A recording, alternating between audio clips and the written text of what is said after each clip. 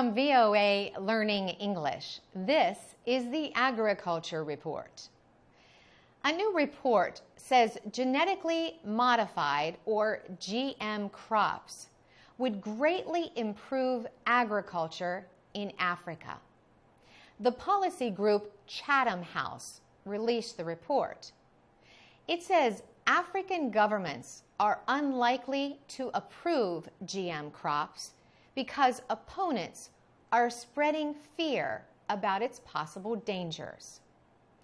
Rob Bailey is a writer of the report. He says opponents have created anti-GM campaigns based on misinformation.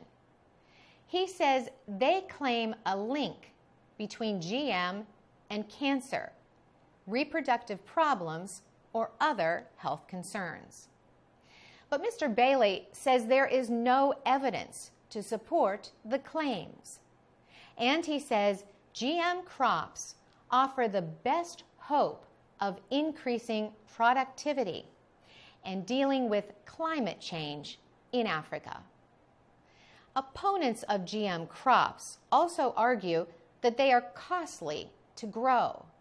They say they do not produce more than non-GM crops. They say GM crops require more use of chemicals than traditional crops. And they say companies that support GM crops are more interested in making money than in helping poor farmers grow more crops.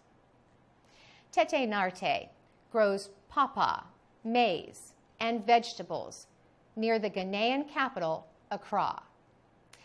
This year, Ghana approved a test of GM grains like cowpeas. Mr. Narte disagrees with that decision.